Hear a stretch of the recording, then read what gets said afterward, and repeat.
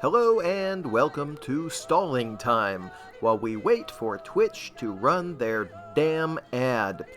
For the rest of you, hey, welcome to The Caverns of Jeff, Chapter 7 of 6. We went one chapter over, so we want to give our thanks to the good folks at Gen Con TV. They've been very kind to us, and we've been very kind to ourselves. Don't know what that means. Anyway, this wraps up this little bit of adventure, but there will be more coming soon, so stay tuned and follow our Twitter feed and all that good stuff. And by the way, remember, if you can't be good to yourself, at least be mean to someone else. Thanks. Here's the show. Welcome to One Man Murder Maze. Rikki Simons, he's a professional voice actor, Rikki Simons, and me, professional cartoon writer, Eric Trueheart. Switching glasses. Engage in one man. What are you doing? Switching glasses. What are those? Are those your X-rays? Can you see through men's Do I have a souls big with those? green blob on my face, or is that just my monitor? Well, that's either just your monitor, or you can see into other dimensions, and you can see the fact there's a little green blob that's absorbed onto your face like a parasite, and it's sucking on your fourth dimensional essence. All right. Well, probably got done sucking. Rikki, how are you today? I'm good, Rikki. We were talking about, hey, ladies and gents, Rikki was outlining the whole, was outlining Ravenloft to me, and it sounds a little bit, spooky. Yeah, so what's the deal again? Well, so there's these dimensions. Oh, yeah, it's the Ravenloft thing. It's they're dark realms that you access through mists. There's like these mists that separate these other. Here's my camera. There's your camera going. Keep going. It's back again. Oh, see, yeah. Keep talking. And then that happens. But yeah, it's these mists that are I guess these dark beings, invisible dark beings, like hang out in. I guess they're dark and invisible. So that's interesting. How can you be dark and invisible? Because if you're invisible, you cast no shadows. You don't. I'm sure Richard Dawkins would hate this description. But well, we don't make games for Richard Dawkins. He's science, and this is anything for Richard Dawkins. I don't think Richard Dawkins knows how to play games. Science would be mad at Richard Dawkins if science knew about Richard Dawkins. Really? I mean, I know Richard Dawkins, and I admire a lot about Richard Dawkins, but in other ways, he's a huge. He's the Dawkins. Yeah. He's all in the Dawkins. He needs to keep his dock shut. Yeah. He's like super to Dawkins. Yeah. This opening segment has gone nowhere. I think let's just go to the credits. Tell me why, I'm still stuck in this place. All the violence, it's just a one-man murder maze. I reappraise my ways, but my favorite place in a blazing haze. And I'll end my days in this one-man murder maze. Let me rephrase. These are the days in a one-man murder maze. Man murder maze, man murder maze.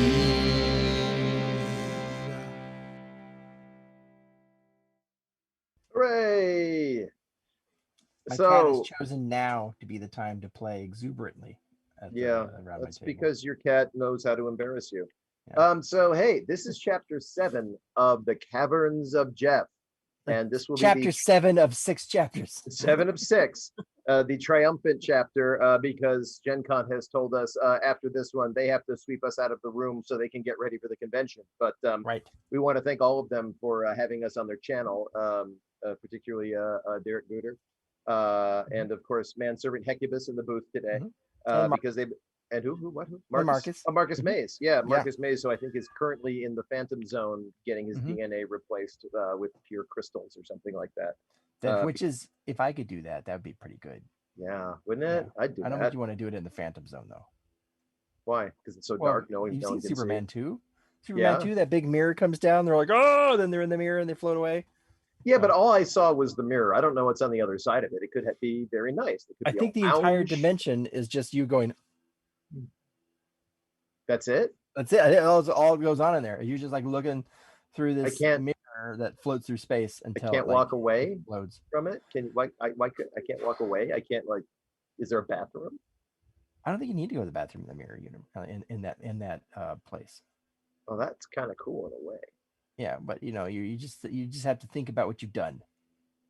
Well, what I haven't done is go to the bathroom. So, would suck though if you got as it began, you had to pee so bad Yeah. And then like for eternity, you just have to pee so bad. Yeah. It's like, oh, that's what they Yeah. do. That's what they do for like General Zod while he's waiting. Yeah. They're just like, more General iced tea, Zod General? he just More iced voided tea? his bowels just before that mirror came down.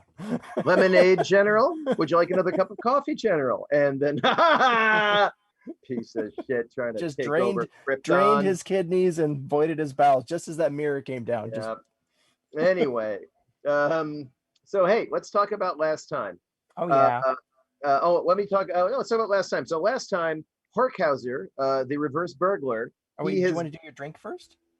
Oh, I kind of. Yeah, let's do the drink first. All right. Hecubus, do we have the drink theme?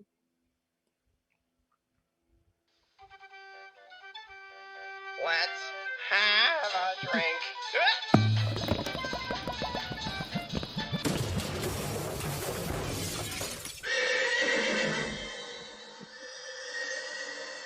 That poor horse. I know. The horse dies every time, and then you hear his ghost sort of getting sucked away into the horse afterlife, and it just makes me sad every time. What you drinking? I'm drinking a drink called the Fox Movie Tone News. Believe it or What? not, I got it from Oh. a book by a guy named Beach Bum Berry. Beach Bum, not Beach Bung Berry. Wow. Yeah, and Beach Bum. There's a difference. There's a big difference. Beach Bumberry makes drinks. Beach Bungberry makes something very, very different. This drink is from a 1935 recipe pamphlet from a bar called Sloppy Joe's in Havana, Cuba.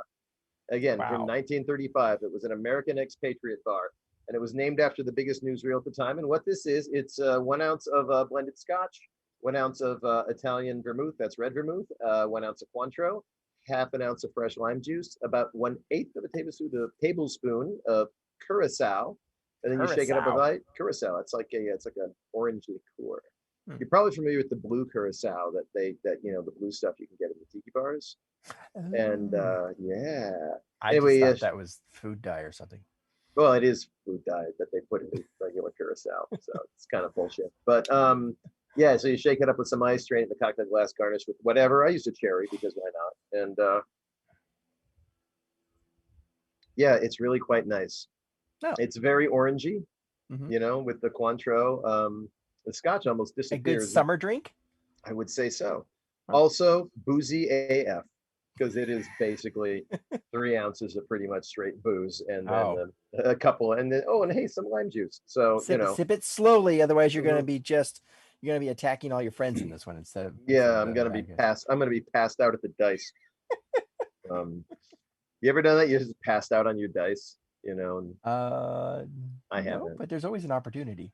Yeah, I wonder if that's a problem at some of these cons. I mean, maybe they should just start holding. Like somebody wakes up and there's just a D4 just embedded in their forehead. Yeah, because they have a drinking problem.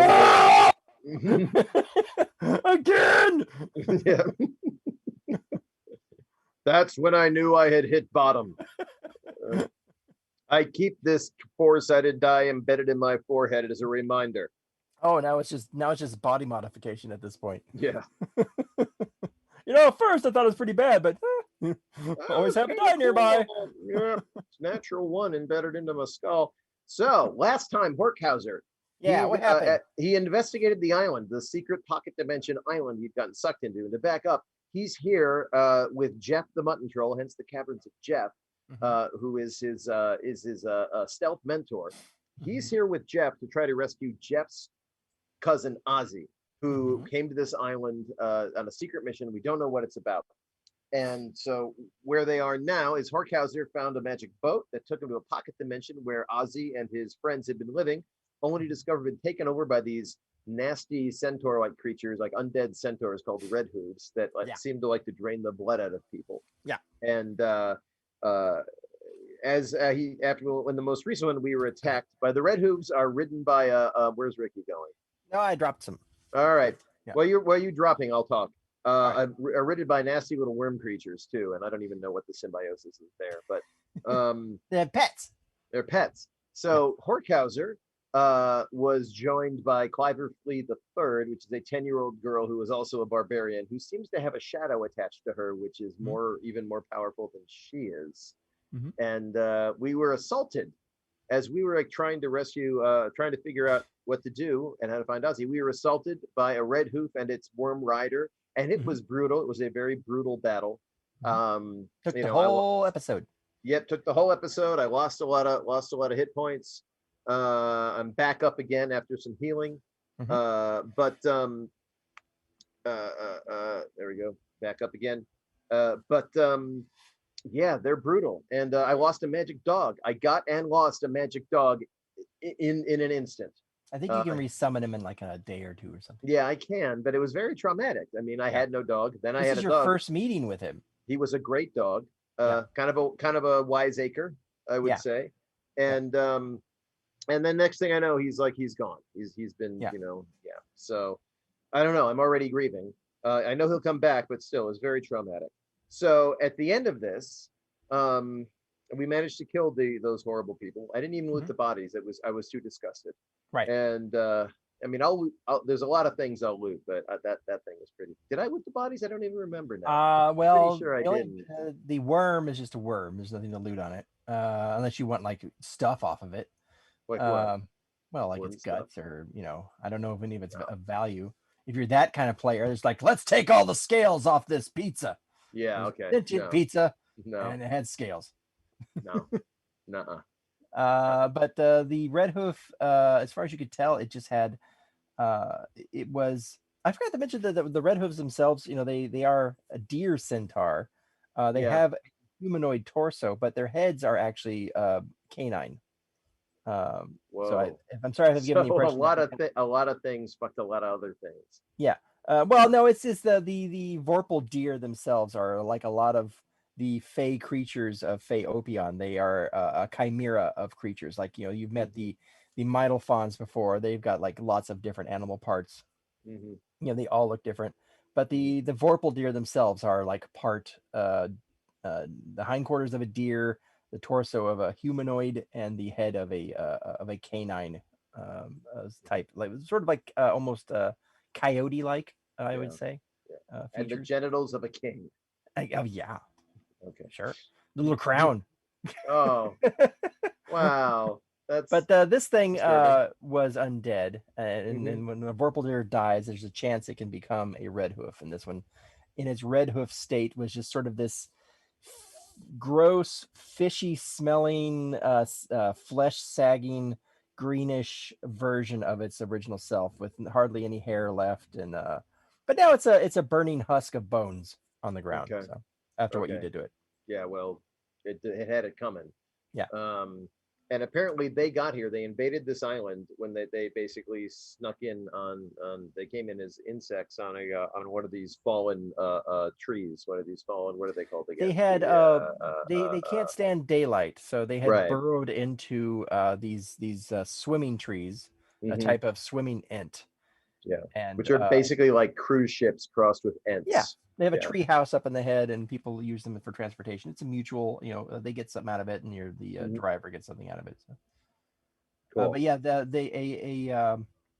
a sickened swimming tree or ent had been brought into this pocket dimension of the cavern marina that you have sailed into, and unbeknownst to the occupants of this place, Ozzy being one of them, it was infected with these worm eggs, but also these hibernating red hooves that had burrowed into the wood.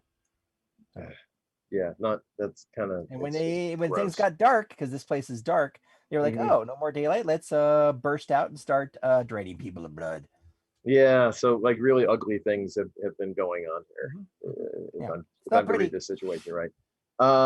Yeah, you don't want like undead deers with dog heads draining your blood under any circumstances, especially when you've got a secret mission to do. I mean, I thought about it before. It's like, do I want this? No. It's always no. The answer is always no. If you're a sensible human being, maybe you got a rebellious streak, you decide, sure, yeah, I want my blood drained by an undead centaur thing. Yeah. So when we ended last time, if I may say, what happened was this. Cliver Flea presented us with 3 ideas for a plan. Right. To do this. Number 1, we sneak Cliver Flea to, is it Ozzy's boat? and Uh, or to her the own boat. infirmary, where Ozzy is being kept, and then get Ozzy to his boat. Right. That's plan one. Right. Plan two is also is to get to a different boat so Cleverfleet can go away and come back with help. Yeah, in Cliver's order- boat. Sorry, Yeah, did I say Cliver's Cliver's boat, or you say Ozzy's boat? I can't remember. I don't remember. I'm looking at the diagram here. Oh, okay. Sorry. The first one was Cliver's boat. She was going to get to Okay. her own boat. Yes. The second one Okay. is Ozzy's boat. Okay. Each of these plans, by the way, involves a different degree of risk and reward. Now, the third plan, which I like for its cleanliness, its brevity, is to go to the center of the island, and I'm going to describe the layout here in a minute. But it's to go to the center of the island, and at the center of the island is a unicorn temple.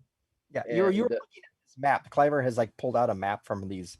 She apparently has. She wears this little jacket. She actually has this schoolgirl outfit, and she has this blazer on that seemed to have like infinite number of things in the pockets. And she pulls out a map to this place, and she hands it to you. And so the two of you are going over this map right now. And all right, so we're going over that. And I'm going to show everybody the map who happen to be in. So this is the map. Yeah. And as you can see, we're down here. We're down around here-ish. Yeah. And and up here is the big island with where the temple is. And there's like the evil red hooves are sort of hanging out in either of those places. Now, for those of you who are listening to on our audio podcast, I'm going to imagine this. So imagine something portrait size, portrait ratio, like a 8.5 by 11 portrait, taller than it is wide. And so imagine the top half of this portrait is sort of the head of the person, and that's the big main island. In the bottom half, there's 3 smaller islands which are about in the positions of the center of the chest and a couple of shoulders, except maybe slouchy a little. That's where all the little huts have been.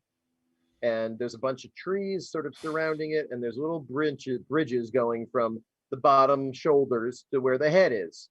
Now, on the head, this is the head of a very disgusting and mutated person, honestly. But so the metaphor kind of falls apart. But in the center of the head, let's say they have very wide eyes spaced about and a huge ovular nose. And that huge ovular nose is the unicorn temple. Right. And then on the bottom, there's sort of a beard made of small structures like the infirmary and like a little shed and like a little tower and a little world map. And then the hair is made of librarian crops. Already, this metaphor has broken down, but that's okay. I think it's pretty good. I think it's a pretty good metaphor. Yeah. So I think the most direct thing we can do, but it's also dangerous, is to go to that unicorn temple, and Cleverfleet can summon in the sunlight from the radiant light, and the red hooves are not. They are not. What's the word? Sunlight messes them up. Radiant damage messes them up bad. Right. Yes. So they live in darkness. Cleverfleet has explained that they don't like daylight. Okay. So to avoid having to fight each of them, and it took all everything we had to take out that last one, and then there's 2 more who would come at us at the same time. I'm thinking, and I'm telling Clyber, we should probably stealth our way to that unicorn and just turn the lights on. She says, okay. She says, I don't know. First, you get an advantage. You get a for that point. Okay. I always forget what it's called. Inspiration. Inspiration. Yeah, you get an inspiration point that you can use as you will for remembering all that. But Cliver is looking at the map with you, and she says, okay, if you could help me get over there, I can touch the statue, and I don't know how long it will take to activate, but maybe you could run interference while I concentrate on this thing. But we gotta keep quiet. I think the last time I saw them, both the other red hooves were on the roof of the reliquary. Just sort of one on the other side of this structure, yelling at the other, insulting each other. That's all they do. The one that we killed was the only one that was roaming the grounds. So, okay, I'm going right now on D&D Beyond, going over all of my various potential, equipment stuff, spells. I have the fake poop still. Oh, nice. I have the novelty nudie pen. Which I think we determined that the fake poop was actually dried moose poop. Yeah, it wasn't really that fake, as we determined. It was real poop, just dry. So if these creatures use smell, that might be of help. We have the squabble book, which can charm humanoids if we're in an argument. Which I have to get into an argument. I have some sticks of dynamite left Always over helpful. from a previous adventure. I have what's called the Mirror Magnificent, which is a mirror of invisibility. I hold it up, it can hold to me and 5 creatures, but I have to keep looking at the mirror in order to stay invisible. Right. Now, does any creature who looks at me, does he see? Your eyes don't actually have to be focused on the mirror. It just has to see your face. Okay. It's just that any creature that is within view of the mirror also, like if you're standing looking in the mirror and there's somebody behind you, that person will look like you in outside the mirror. So anyone who sees me outside the mirror will see themselves, basically. Yeah, if they say, like, if it's a pirate and you hold up the mirror, that pirate will not suddenly look like you, as long as you and that pirate share the same space in the mirror. Okay. Which can be very confusing for them, because they will all look at you. Like if it's like 4 pirates, they will all see themselves as you. Right. And which can be very confusing. Yeah. Okay, cool. I mean, I wouldn't like it. Well, I mean, look how you're dressed. I know. That's very nice. Yeah. So I don't get why you wouldn't like it. Anyway. It's a nice tie. It's a nice vest. And the tie matches the shirt. It's like your tie is the same material as the shirt, but magnified several times. Is that true? Well, back in 1991, I used to be a writer for fashion magazines. So. Oh, I didn't know that. As a fashion journalist. Yep. Oh, really? Fad magazine, Venice magazine. Long time ago, it was a tiny baby. And they still send you giant ties to this day. No, they don't even care. They don't care. Well. Those magazines are long gone. We don't care about them. Yeah. I outlived magazines. Them. What's a magazine anymore? Yeah, Come paper? on. What is paper? Yeah. That's why we play fantasy games, so we know what paper is. What kind of world has paper, Dungeon Master? So anyway, given where we are, I'm going to suggest that we stealth our way over to the main island. And by stealth, there's a bridge, if I see correctly, that goes under. And I asked Cliver Flea, would it behoove us to stealth under that bridge to get there? Can we go through the water? Can you swim? It says I can swim. Can you swim? I can swim. Okay. Can I swim? Can you swim quietly? Well, I've got stealth training. I assume that's part of it. Well, I've also have stealth training. Yeah. So maybe we can assist each other. Move from post to post underneath the bridge, like maybe going hand over hand, to try to be quieter so we're not thrashing around in the water. Yeah. When we try that, so it's gonna be hard. So you're gonna get disadvantage, but she has a +12 on her stealth, and she can assist you. Okay. And you have a high stealth right now too, because you were also trained as a rogue. So what we could do is we will roll these together, and we can see how well that you assist each other. So. Okay. So the water, if you are ready to go, I will describe. I am ready to go. And for those of you watching, you can see we're going from this little island down here near the right shoulder, and we're going to go up the side of the neck here towards the head. Okay. There's a lot of big trees there. You're going around the right side or the left side? You're on the left side right now. It's the left side edge. It's our left. It's right if you are the island.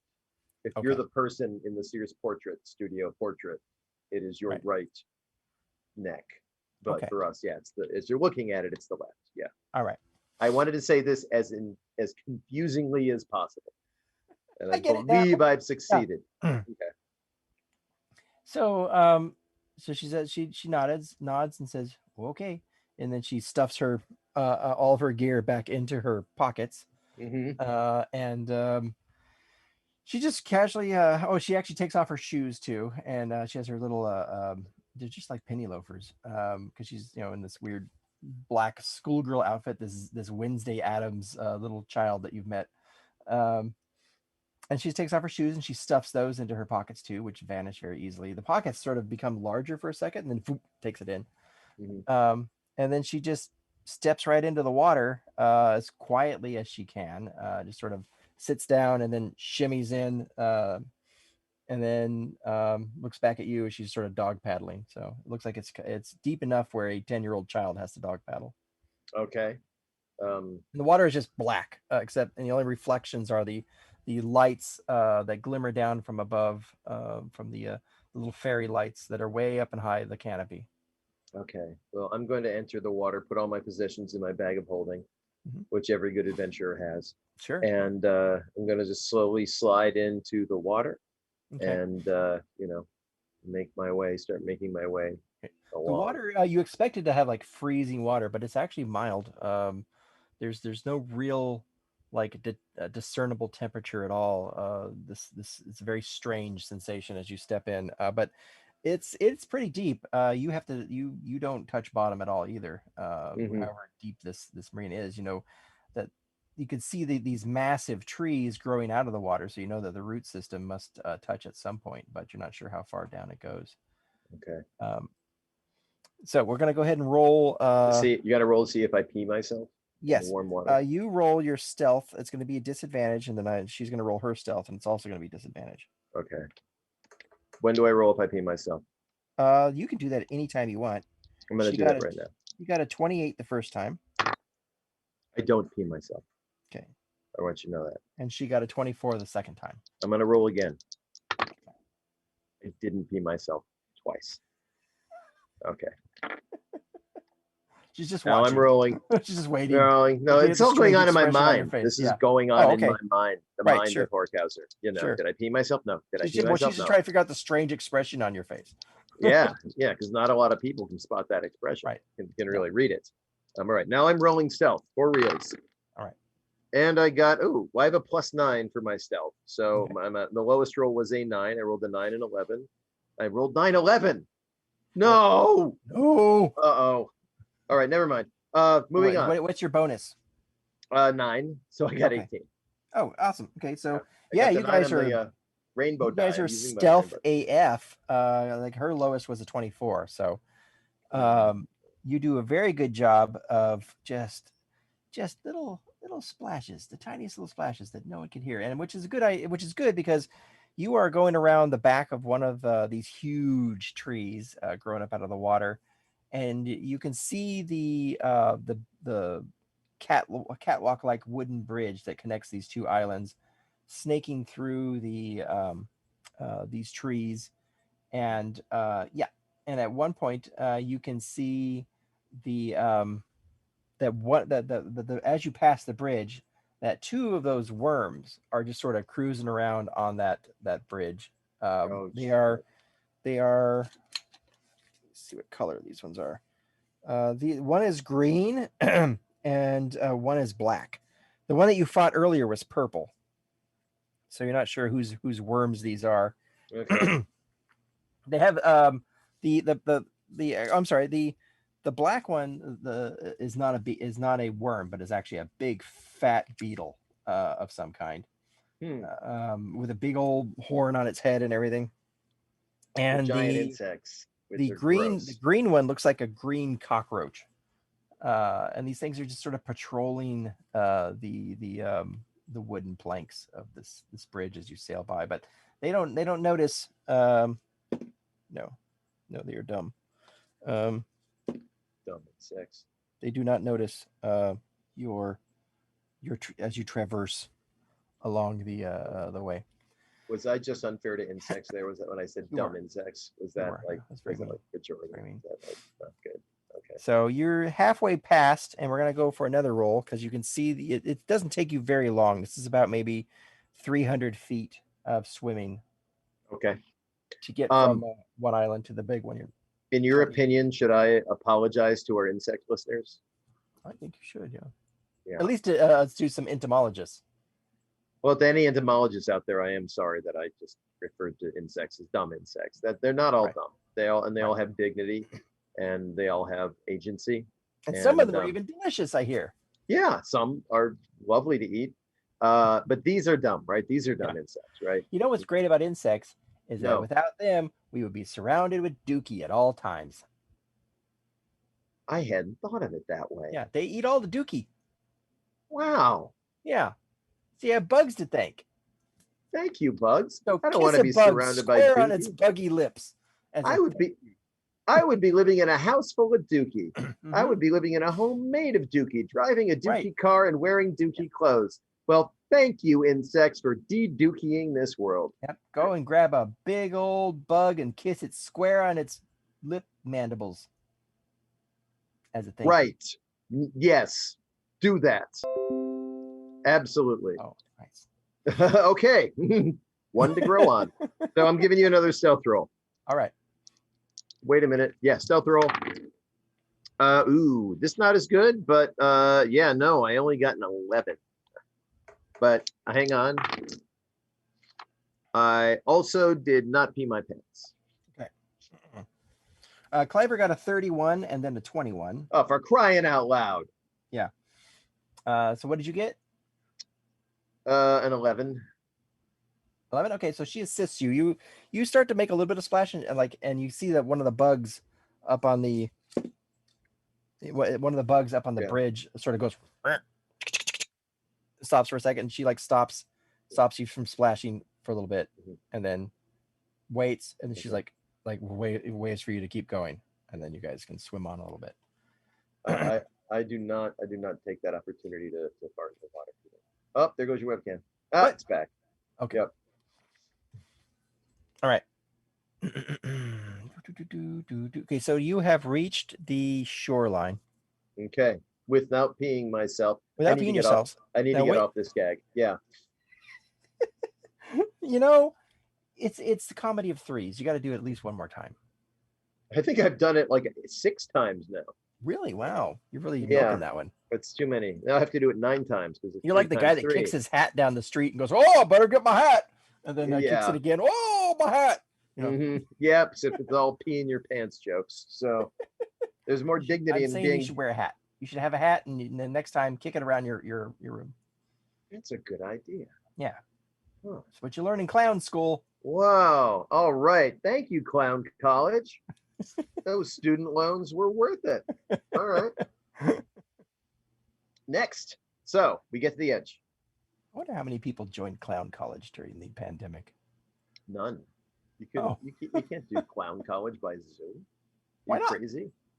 What are you gonna do? Like throw a pie at your screen? Like that's not gonna do anything. Like, no. What- you'll have to what have do you like learn someone. from that? They'll teach you to throw a pie at yourself. I don't know. It sounds like Yeah. learning kung fu by punching yourself in the face. Like I don't think that's really gonna. Who hasn't been taught that way?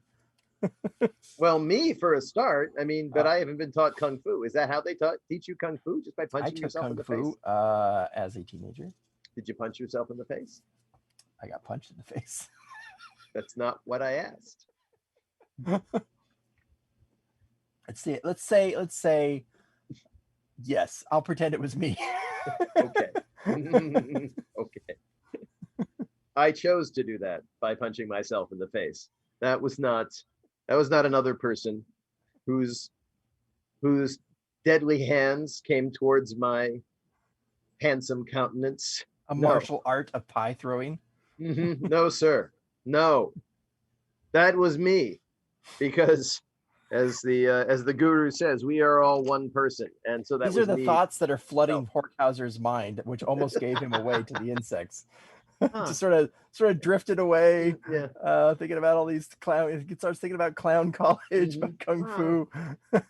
Can I learn kung fu by punching myself in the face? You think, oh, and then he smashes into one of the bridge poles. Yeah, Um, that's what brings you to. You have actually reached the stones that begin the ascent onto the main island itself. And what you can see right now is just about 3 layers of rock, stone, purposely placed stone, like when you go to a marina, and there's a lot of light sources up on top. You can't really see what those light sources are, but you know you've reached the big island. Okay. So, what would you Cool. like to do? I think we're gonna stealth onto the big island. Now, a couple of questions. I think I'm gonna so the temple with the unicorn in the cosmic block in the middle there. Is there a roof over that, or is that like an amphitheater and then the two those two red hooves are poised on Yeah. either Okay. side? Yeah. Wait. Once you peek your head over, you're just looking at the paper right now. But once you peek your head over, you'll be able to see some what it is you're asking. All right, we'll climb. We'll slowly, stealthily climb up Okay. the rocks. Let's there, do one more stealth up the rocks here. Okay. Not rolling a pee pants roll. Not doing it. 18. No, Okay. I'm at disadvantage. I got a 12. Okay. Cliver got an 18. Okay. So you know the two of you together get about a 16, I'd say, averaging those. Yeah, because I know like when you do it in a group, it's like how many people pass and how many people fail is what it is. So I don't know how you do it when there's just two. None of you really failed. So Okay. it's just you could have been stealthier than it's just hard. Like you just came out of the water, you're slippery, it's dark, there's this light source, it's you're freaking out because there's monsters nearby. But so yeah, you come up, you pull yourself up onto the shore, and you are behind some grass that is growing. Moves around some buckets that are nearby, that sort of thing. So you're a little bit freaked out at first because maybe you made too much noise, but now you can see that you have rolled up what you think is probably behind the infirmary building. Okay, good. The infirmary building looks like a lot of the other wood structures that you've come across, the huts so far. They have that Tudor style to them as well. The side that you've come up on has windows that have all been not boarded up, but they have like a sheets over them on the outside that somebody has tacked over so that you can't see into the window of the infirmary. It looks like the door is probably you'd have to go around a corner to get to the door to the infirmary as it shows on the map here. Okay. And then that's like directly in front of you as you're laying there on your back. And Cliver pulls herself up next to you, and she's getting herself adjusted behind some looks like a wheelbarrow that is sitting there. Okay. And you can see to the left of you, you can see the side of the storage shed, which looks more like a traditional red barn. Yep.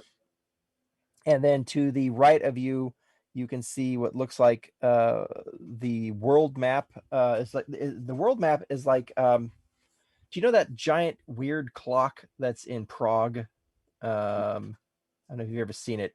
It's this huge, beautiful structure.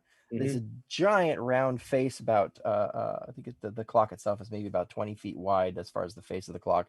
It has all these beautiful, intricate carvings. This is like that, but instead of a clock, it's a giant map.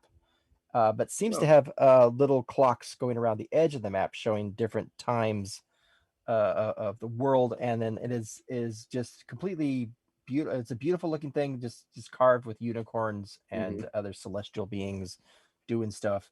You can also see from that vantage point, you can see what looked like a dining set. 1, 2, 3, 4, 5, 6 tables and six chairs just destroyed. Destroyed. Yeah. Was it a good? Table. Was it a nice dinette set? Like it's nice. It's like this is like the kind of gaming tables you get and chairs you get at Wormwood. This is like some beautiful stuff. It's expensive stuff that got wrecked here. That's not cool. But that's all you can see from now. There's no sound. Like you haven't heard the red hoofs going off for a while now. Okay. But you do hear. You do hear sounds. Go ahead and make a perception check. All right. 11. 11. You just hear that same kind of ambient sound that goes on in this place. It's got that Pirates of the Caribbean sort of ambient cricket sound and that hollow sort of cavey sound. Okay. That hollow cavey sound. You don't hear the sound of hoof prints or bugs clicking or anything like that. Okay, that's fair. All right. All right. Okay, so I'm gonna whisper to Cliver. Okay, here's what we're gonna do. So for those of you listening at home, like the infirmary is sort of on the left-hand side. If the world map is the smile at the base of this head we've been talking about, the world map is sort of like on as you're looking at the face, sort of the left hand, the left sort of space between the mouth and the cheekbone, and the storage shed is the cheekbone, I would say. So imagine that in your head. I suppose I could sneak behind the cheekbone, such as it is, and then like long story short, I want to make a distraction for Cliver to reach the unicorn thing. Okay. And so here's what I'm thinking. I'm thinking about sneaking over behind the storage shed. So I would be out of reach out of a view. That's the word. That's a good word. View. It means what you can see. From the slander hack red hoof on the roof. Huge dick, and I could sneak over and I could lob a stick of dynamite off in the other direction, somewhere behind the requary in the other direction, towards I'd say the ear of the face. Maybe even throw it into the ocean. It's fine. It'll still explode. Dynamite does that. Can explode underwater. And hoping to get their attention and that they go the other way so that our friend words have escaped me. Our friend Jeff. No, not Jeff. Our friend Gary. No, not Gary. Right. Our friend Dave. Cliver Fleet. The red hooves? Cliver. I'm talking about Cliver Fleet. So she can sneak up to the unicorn and start to summon the sunlight. Okay. Did I say that in the most complicated and meandering way possible? You're gonna throw a stick of dynamite in the water? In that direction. I'm gonna see how far I can throw it. Maybe not in the water, though it does go off underwater. I mean, that is true. Yeah. Okay. So I tell this plan to Cliver and I say, "What do you think, Cliver?" She shrugs. As I guess that's as good as any. I mean, yeah, that's a noise, right? Dynamite. Your confidence is noted. I say, look, if you think what are you? I mean, we don't really have very many options. I mean, that sounds like as good a plan as any at this point. I mean, I say, look, Cliver, here's the thing. I have to get back home. We have to rescue Ozzy because number one, I owe that to Jeff. I've let him down. You know, I was a bad student. I humiliated him in public, despite me making it up. I made it up to him. You know, I did what he asked 3 times over, but he's disappointed in me. And I want to fix that. And number two, I need to get back to the main city triumphant so I can punch my uncle in the face. Is your uncle understand? A dick? Huge. Wow. That's a noble goal, man. It's a noble goal. All right, well. Phallus. Yep. Whoa. May as well have a big sort of cleft down the center of his head. That's the kind of man he is. You know, I'm a 10-year-old little girl. Yeah, I know. I'm sorry. No, I'm joking. I'm 245. All right. Okay, right. All right. All right. Sounds like a plan. Let's do it. Let's not get killed. How's this all sound? I love that plan. I mean, I've been killed before. It sucks. All right. I love this plan. This is good. Yeah. Good. Here we go. We can do it. Yes. All right. I'm going to sneak over behind the storage shed. Okay. Give me a sneak. No. Yes. I mean, yes. Am I still at disadvantage? No, it keeps you out of the water. Okay. Am I at advantage just because I'm so nice? You can use an advantage because you have an advantage point. I might save it till I need it. All right. Yeah, I rolled a 24. A 24. That's pretty dang good. That's pretty good. I would say that's pretty stealthy is what I would say. I'm starting to stealth, yo. I was, I was not stealthing before. Give me a perception as you stealth over there. Give me a perception check. Horkhauser starting to stealth it up. Yeah. Oh, perception. You want to know my perception roll was? Too bad. No. 26. 26. Yeah. That's pretty dang good. Okay, so what you see, Mr. Turning my life around. Mr. Perceiver. Yeah. They call him the Perceiver is what they call him. Yep. what you see. Wednesdays at 9 on CBS, The Perceiver. That's me. Yeah. Yeah. So you sneak over to this storage shed, which has been busted open. Like the barn doors have been just busted open and just stuff has been hauled out. Grains. You see grains spilled out. No, And not the grains. Cans. Okay. All sorts of stuff is just laying in disarray. But looking up from that, your eyes travel upward as you move into position, and you see on the roof of the reliquary building, which is this great shoe horse shaped structure, or I guess that's a more of an oblong C.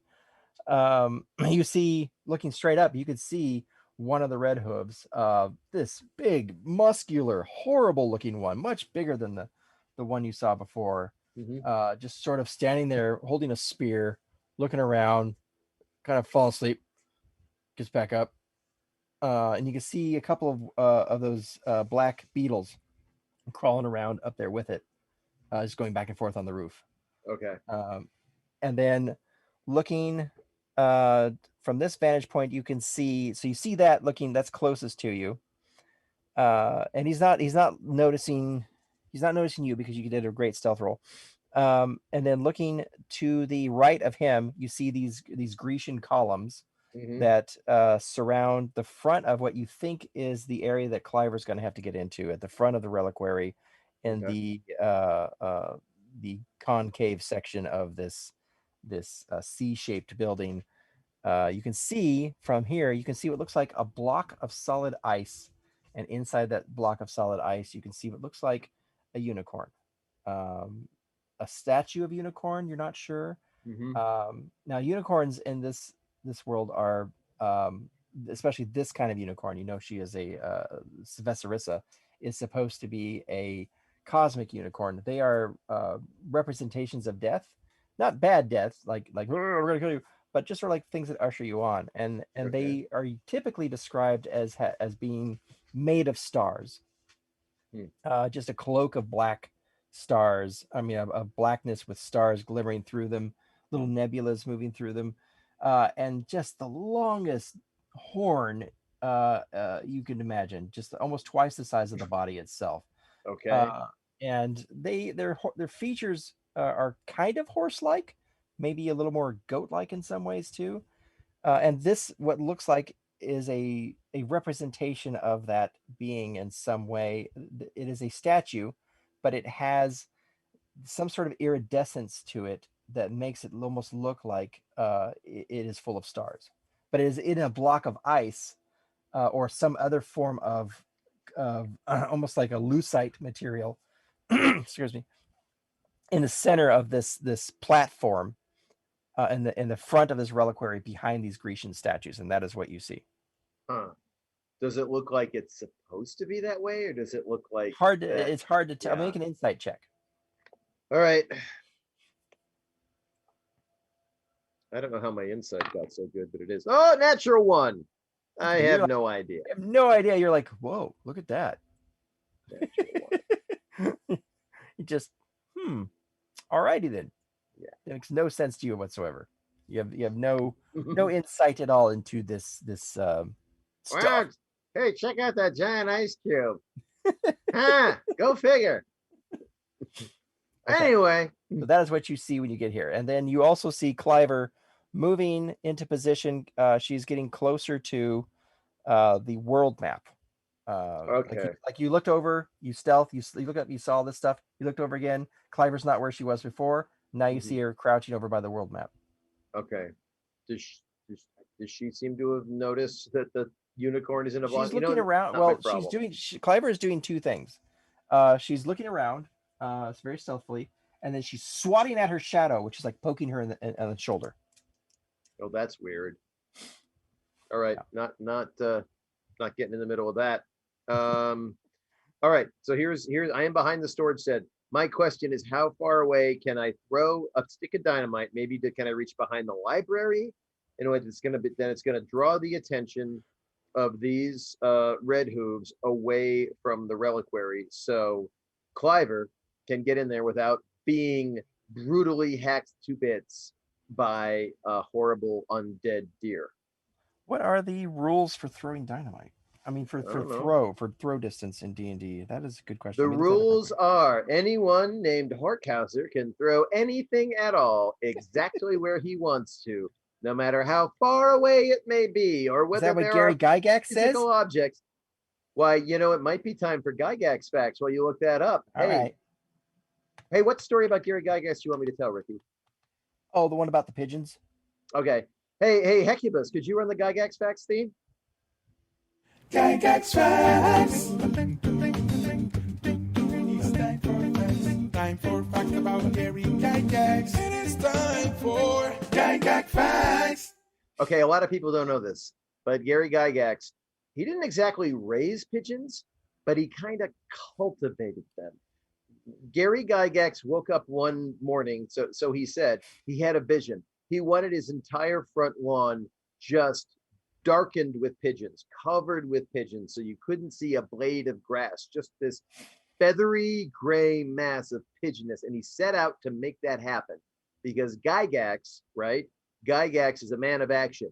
He is a man self-directed, self-motivated towards his goals, as we all know. So anyway, he started one day by throwing breadcrumbs. And he got some pigeons. I mean, pigeons like breadcrumbs, but he knew he was going to have to do better than that. So he decided first to start cutting the breadcrumbs with other things. First, Parmesan cheese. Then, he started making little sandwiches, cutting up the breadcrumb sized pieces, throwing them out there.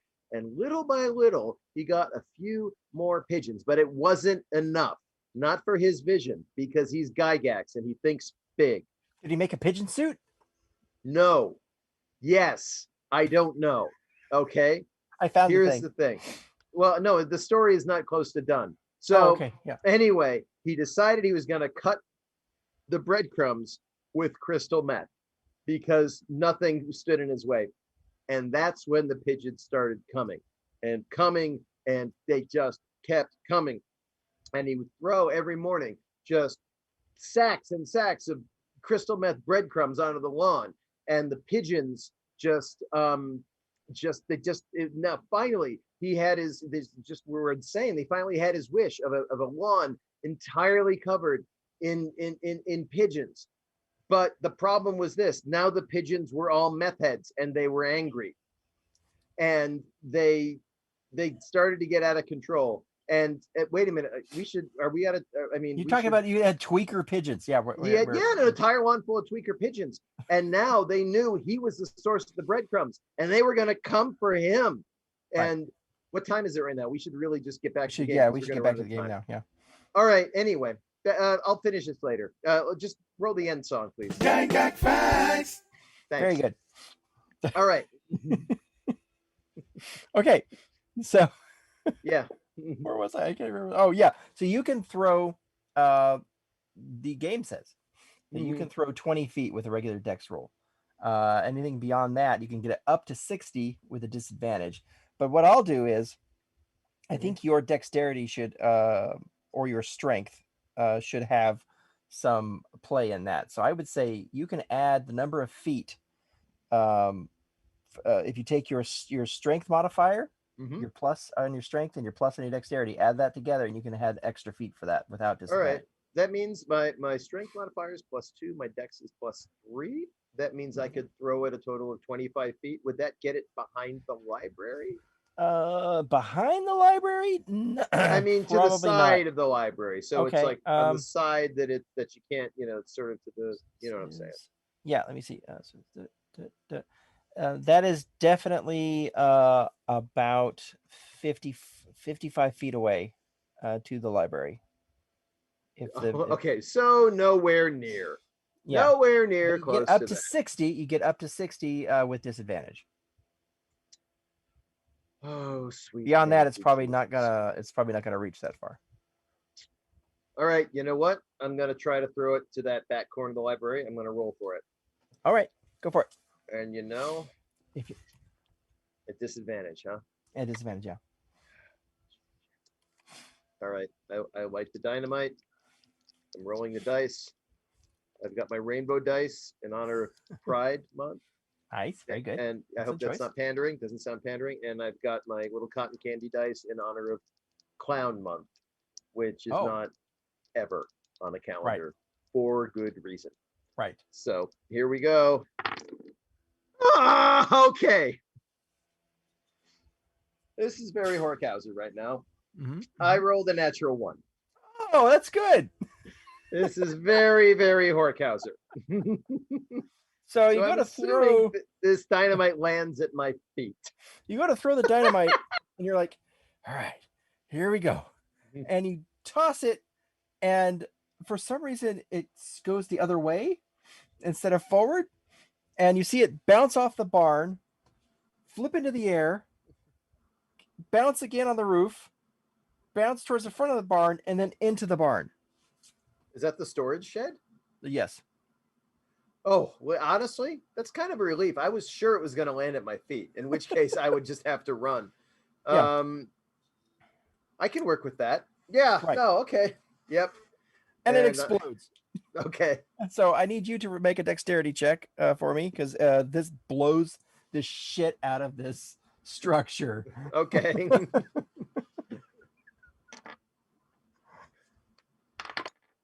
Oh, well, my dexterity check got me a 24. So, Okay. I mean, sorry, 22. Okay. So you're going to take half damage from that. Oh, no. I should take no damage. It's inside a shed. Well, Nothing you're not going gets to take out of a shed. You're not going to take as much damage because the force of it is in there, but No damage is not as much. Right. So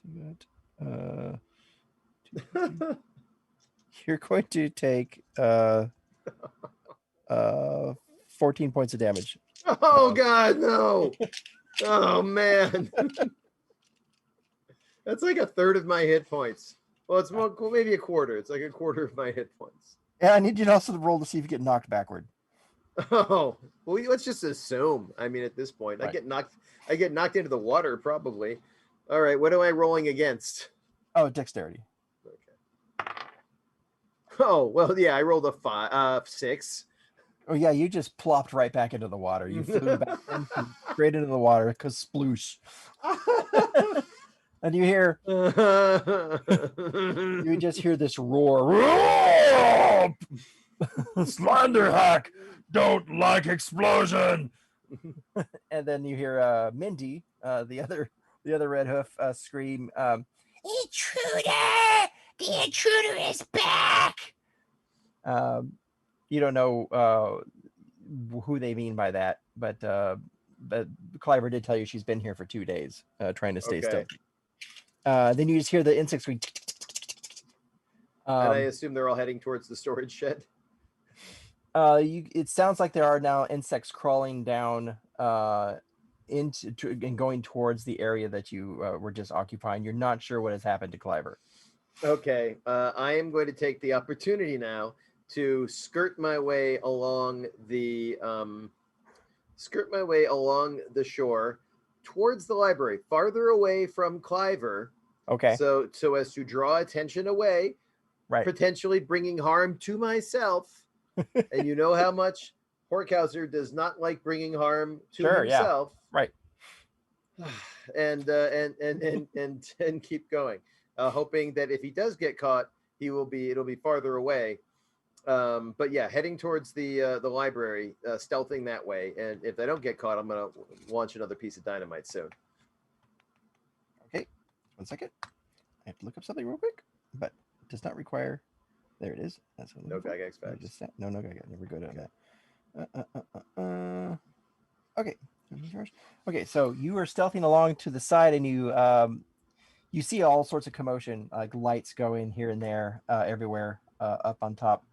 And then you don't know what's happening yet, but there's lots of screaming. Those Red Hoofs are still just going off, yelling their insults, calling the whoever has caused this disturbance all sorts of terrible names. You also notice that the fish smell that these things give off has gotten worse when they're irritated. It's like just the smell of rotting fish everywhere. Oh no. And then you hear Slenderhack go, We will give you darkness. You will not find us in the darkness. And then you just see all the lights go out on top of the shore. So all those light sources just vanish, and you are now sort of swimming through. Not even just sort of. You are swimming through a very dark area. You yourself are not engulfed in darkness, but whatever's going on up there, the lights have gone out. What about the little fairy lights that cover the ceiling? When you look straight up from where you are, you can see the fairy lights. But if you look off towards the shore, they're just gone. Like everything is just like, it's not even just like dark. It's just black. Those assholes cast darkness, didn't they? It's some sort of crazy darkness that they're doing there. Them crazy darkness brouhahas. And then we hear what sounds like like 4 hooves hitting the ground. Close to me? Somewhere not close to you, somewhere around the vicinity of where the storage shed was. Like someone had just leaped from a high onto stone. Okay. I'm going to keep going up the shore towards, along the water, moving more towards the library with the intention of getting out of the water by the library. All right. Sounds good. All right. So go ahead, give me a stealth roll on getting out of the water. Okay. All right. 13. Okay. You slip and go kaflop and slip and go kaflop. And you've made too much noise. And so, yeah. You roll back up onto the shore. You are next to the library. Again, one of these Tudor style buildings, very large building, lots of windows. There goes my camera. As expected. It's back. Excellent. And you can see as you roll up and you go over to the side of this building, you can see a lot of insects gathered over to where the darkness begins. And then out of that darkness, they're sort of scurrying into it and scurrying out. And then one black beetle in particular comes scurrying out and is looking straight at you, but you're not sure if it's like noticing you or not. Okay. Actually, sorry, not a black beetle. This is one of the purple worms. This is the other purple worm that belonged to Paddlewhack. So it's just sitting there. You're not really sure what it's doing, but it doesn't seem to be as active as the other insects are. Okay. But beyond that, it's just this wall of dark. Okay. Well, seeing as we don't have much time left, and we got to wrap this up in this session, I am going to just keep moving. I'm going to keep moving towards the library, see if it even notices me. Okay. All right. It doesn't seem to notice you. It doesn't seem to care, actually. And when then at that moment, the darkness ends. Okay. And what you see is this. At the center, next to the giant block of ice, you can see Cliver has her hand on it, and her eyes are closed. And then you see the red hooves on either side. They've both landed onto the pavement, and they're insects looking straight at her, and they both scream, and they are charging towards her. At that very moment, though, you hear a third sound, a strange bellow, one that you recognize, and you look over, and on the other side, near the world map, you just see where there was once nobody standing there at all, just suddenly become solid from like coming out of invisibility spell. You see your good friend Jeff sitting on the top of his Triceratops, and you just see him charge straight at just like going through the whole scene. Oh my gosh. And he charges through these guys. So it's 20 feet. Yep. Okay. And he got a 19. And so he hits Mindy, just comes barreling through on this Triceratops, hits the red hoof Mindy, and she goes flying into the air and it's just like knocked onto her side, and she just goes, "What the what?" and just rolls over. All right.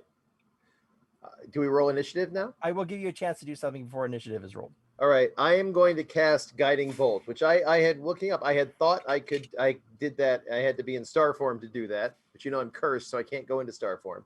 But I'm going to cast Guiding Bolt at the other Red Hoof who's charging Cliver. Right. Okay. So, yeah, you are within range, so go ahead. Right.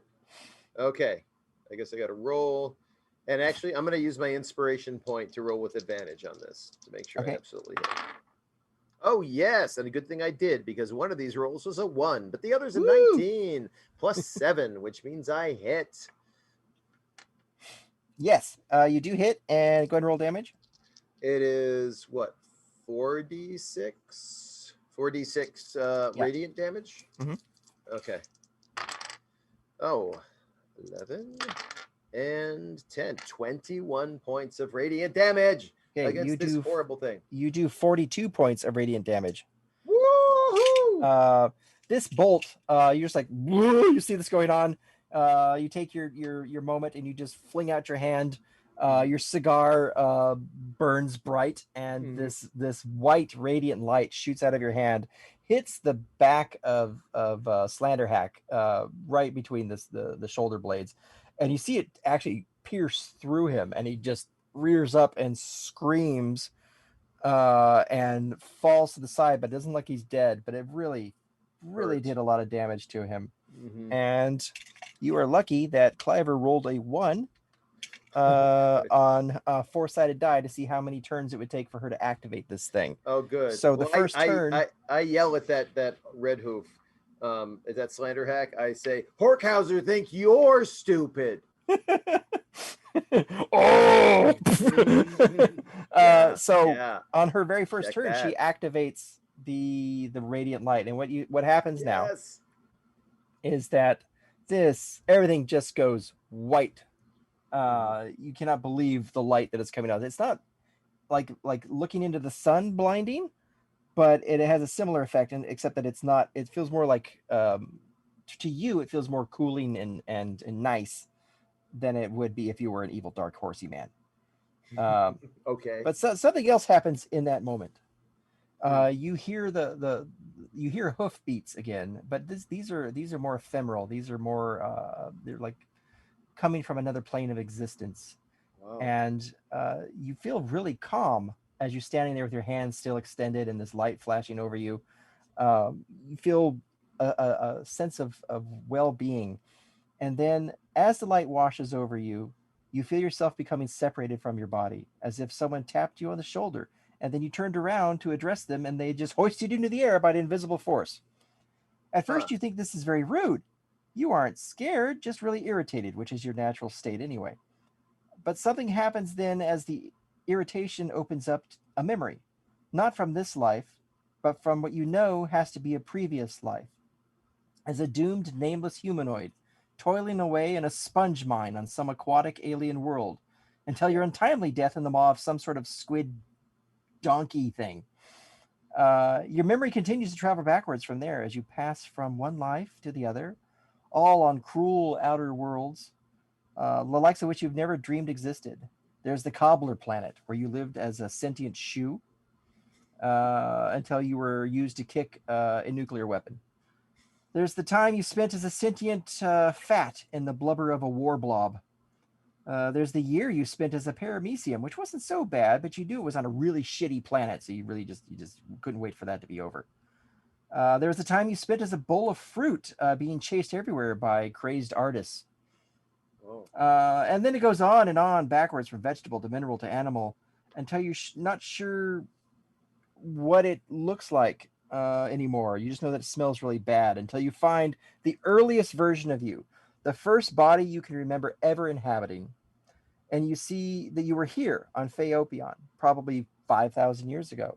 And your name was Such Crumb Scrooftooth the Irritable, the greatest, most grouchiest magic user to have ever lived.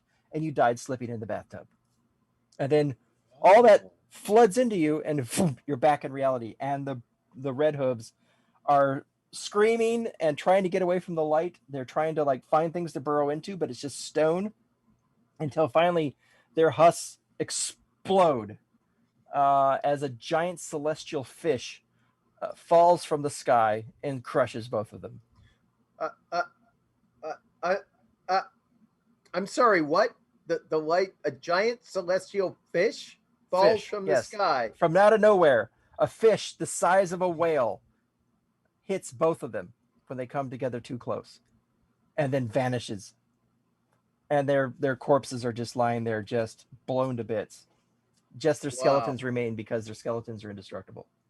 I don't know how to process that. Mm-hmm. And I think I maybe shouldn't. You win! Yay! I've won Dungeons and Dragons. Wow. So I go to Jeff and I say, Jeff, we got to go check on Ozzy. He's in the infirmary. Good thing I didn't blow that up. Yeah, he's already getting off of his steed, his magical triceratops, and he's running towards it. It says, "Yeah, I got here as soon as I could. Sorry it took so long. It turned out that the Million Mushroom God, she wasn't actually mad at us. She was just joking the second time. So I was like, oh, okay, I really got to go rescue my friend. And like, no, let's have a picnic. So I had to have this picnic with this psychotic fairy. And then in the middle of it, I suddenly sensed this other leaf. There was a second leaf in one of the trees. I think it belonged to the other paladin. Anyways, I got here. And you're like, as he's saying this, he's tearing open the door to the infirmary where he finds his Ozzy hooked up to this terrible machine. Oh no! I check on how's Cliver Flea doing? Is she doing okay? Oh, she's fine. No one ever even talked. She's just like sort of standing there with her hand still on the statue, the ice-like structure that surrounds the statues. Like she's thinking to something for a second, and then she keeps doing that until her shadow reels up and pats her on the back, and then she comes out of it, and then she goes walking over to you. Oh, I say, hey, nice work. Says, yeah, pretty good. That was really smart blowing up the barn. I mean, wow, that was. You say you're gonna do a distraction, but whoa, good stuff, man. Good stuff. Yeah, I figured blowing up the barn. Well, no one can ignore that. Yeah. Whew. All right, we go and we help. We're gonna help Jeff with Ozzy. How's Ozzy doing? Ozzy is a big orange mutton troll, and he is really badly messed up. He's been chained to this bed. He's been hooked up to this bizarre blood draining machine, and he's at 0 health points right now. He's not dead, but he's at 0. So what happens is Jeff administers both health potions and some healing magic to his cousin. And when Ozzy first comes through, he's like, Jeff is talking to him, in Matisse, which is just sort of this language where they go, and then he points at you, basically saying that you rescued him. And Ozzy, like he's very tired. He's still suffering from exhaustion, and he looks at you. He smiles with that huge, ridiculous animal Muppet mouth, and he looks at you and he says, and then Jeff says he doesn't speak common. It's just he just speaks Matisse. He says thank you. Sure. Do we have a? Well, can we get out of this place now? Yeah.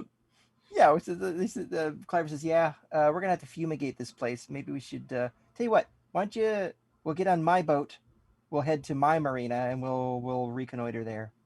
Okay.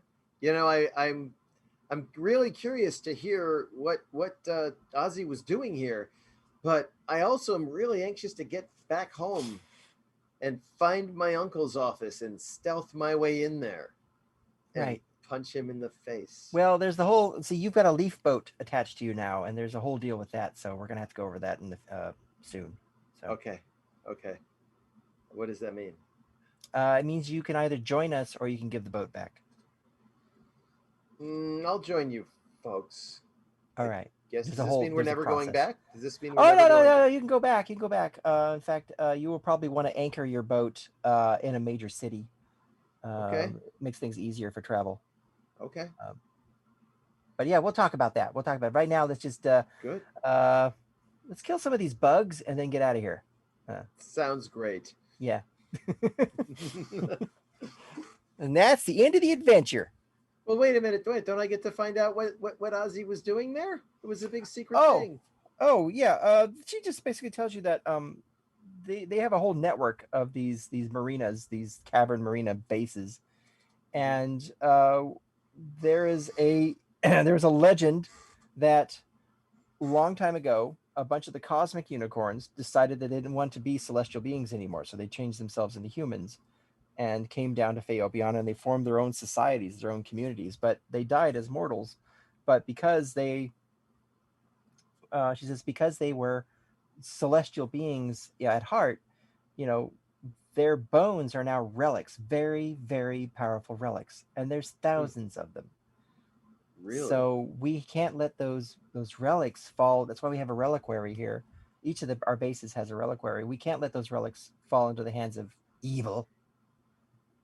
So what we do is we go out on missions into murder mazes and other terrible places, and we get those bones back.